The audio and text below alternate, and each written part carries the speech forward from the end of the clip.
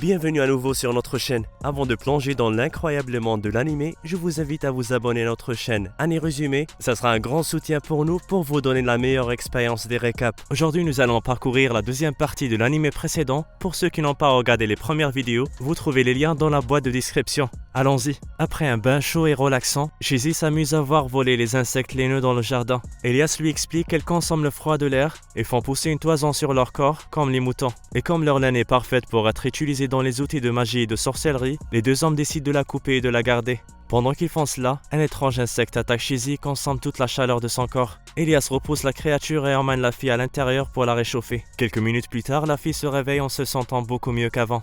Elle est assise à côté d'Elias et commence à lui raconter son aventure au pays des dragons. Elle révèle ensuite que Linda lui a tout dit sur son passé et qu'elle sait maintenant qu'il a des envies de manger les humains. Elias saute dans l'intention d'effacer sa mémoire car il ne veut pas qu'elle se souvienne de ces informations sur lui, mais elle en empêche. Elle lui dit que depuis qu'elle a perdu ses parents, il est le seul à lui avoir donné l'amour et l'attention dont elle avait besoin, et que l'idée de le perdre lui fait peur plus que tout. Elias révèle qu'il ne peut pas exprimer ses sentiments correctement, mais il admet qu'il avait froid quand Shizzy était partie, et chaud quand elle est revenue. La jeune fille reconnaît ce sentiment comme de la solitude et promet de lui apprendre des choses humaines. Après cela, nous voyons Shizzy étudier la magie et vivre la vie heureuse pour toujours, entre les bras du seul qui l'a aimée pour ce qu'elle est. Un jour, pendant qu'elle étudie, une fée appelée Ashenai frappe à leur porte. Il dit qu'il n'a pas des mauvaises intentions envers la jeune fille ou son maître, mais soudain il piège Shizzy dans une peau d'animal, la transformant en renard. L'animal court instinctivement vers la forêt, là où il n'y a pas d'humain, mais Elias le suit et lui demande de rester avec lui. Shizzy redevient humaine et promet de rester avec lui pour toujours. La nuit, alors que la jeune fille essaye de dormir, le vampire fait éruption dans sa chambre et lui demande de l'aide car Joel ne s'est pas réveillé toute la journée.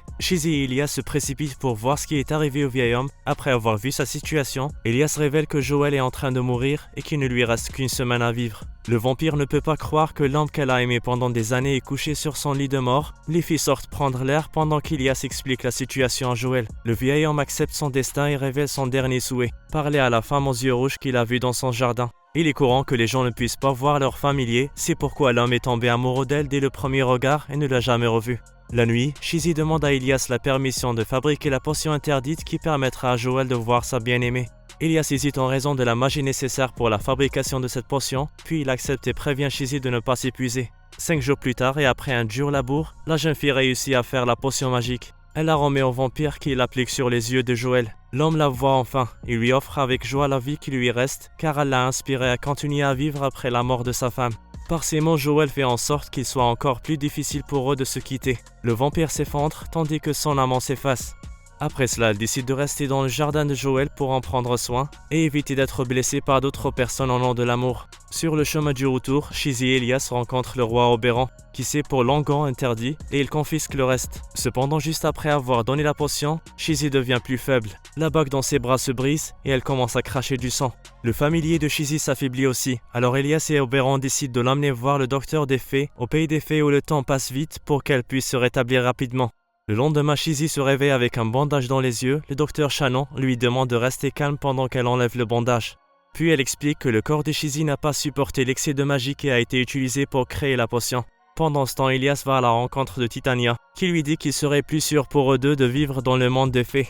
De retour au docteur qui montre la clinique à Shizzy et lui explique que les fées peuvent être atteintes par la maladie et l'âge tout comme les humains. Après ça, elle rencontre son mari, un humain ordinaire qui a été élevé dans le monde des fées. Shannon dit à Shizzy que lorsque les humains normaux y passent un long moment, ils se transforment en quelque chose qui ressemble à une fée.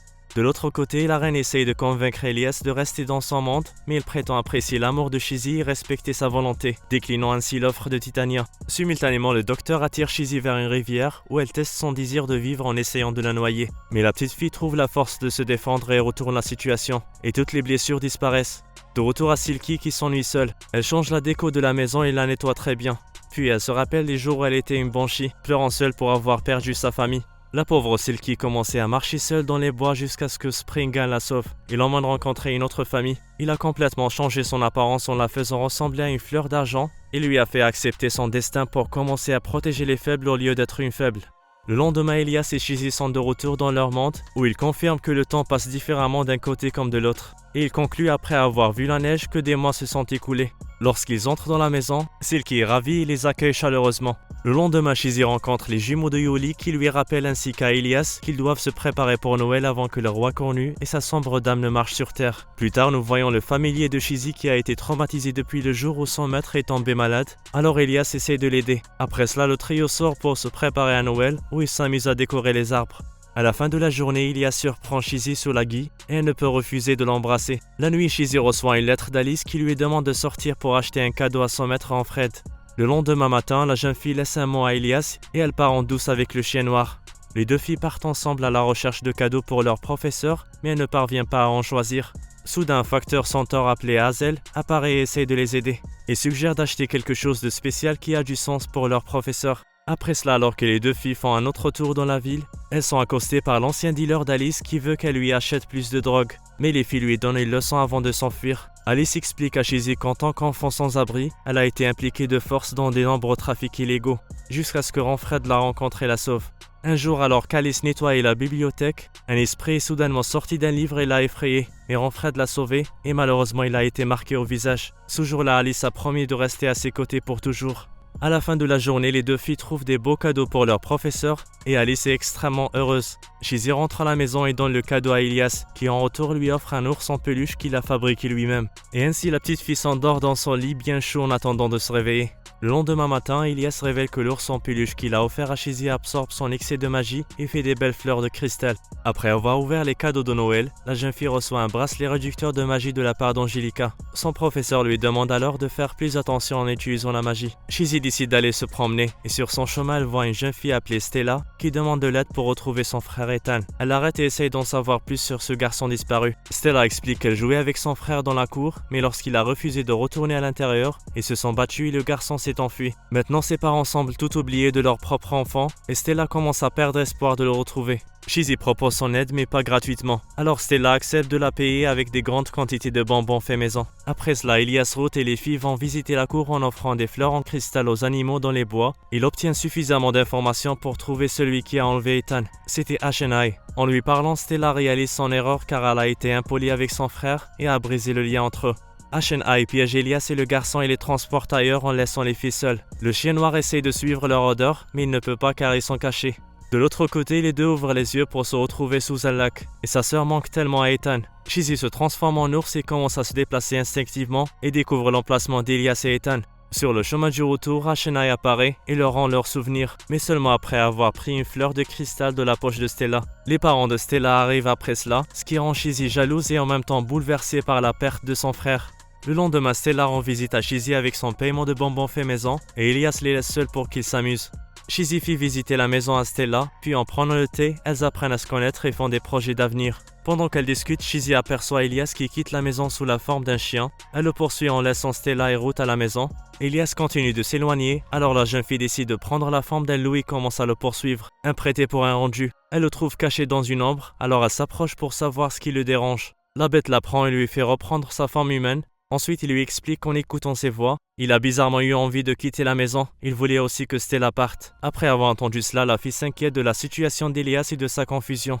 Stella retourne à Londres avec sa famille sans savoir que Ashenai et la sorcière Cartaphilus se promènent dans les environs. De retour à Shizzy, Elias ne sait pas ce qu'il veut et il est sur le point de la manger. La fille perd la connexion avec son familier, alors elle lui envoie un signal de détresse. Sur son chemin vers elle, Ruth se perd un peu mais heureusement il est aidé par la fille fée de la Dame Sombre qui lui montre le chemin. Ruth trouve Shizzy juste après son réveil. Elle explique à Elias que ce qu'il ressent maintenant s'appelle la jalousie. Un sentiment d'envie, de se demander pourquoi vous êtes distingué et ce genre de sentiment ne lui apportera que de la misère. Elias continue d'être égoïste et la serre encore plus fort. Alors elle se met en colère et menace de se poignarder, ce qui lui fait peur. La bête la laisse partir et admet qu'il a eu peur de la perdre. La fille le ramène chez elle et ils dorment ensemble dans le même lit où elle chante pour lui. Après cela, Elias ne se réveille pas pendant plusieurs jours. Alors Shizzy rend visite à Angelica en lui demandant de l'aide. Après avoir écouté Shizzy, Angelica a peur que la magie de Shizzy se combine avec sa chanson, créant ainsi un sort de sommeil. Elle part chercher un autre sort qui réveillera Elias, laissant la jeune fille se reposer sur son canapé. Plus tard, nous voyons que le sort a fonctionné et qu'Elias ouvre les yeux enfin. Ailleurs, nous voyons Cartaphilus kidnapper un dragon et préparer un mauvais coup, comme d'habitude. Eh bien les amis, nous sommes arrivés à la fin de notre vidéo d'aujourd'hui. J'espère que vous vous êtes amusés avec nous. Il nous reste une dernière vidéo pour vous, alors restez branchés et au revoir.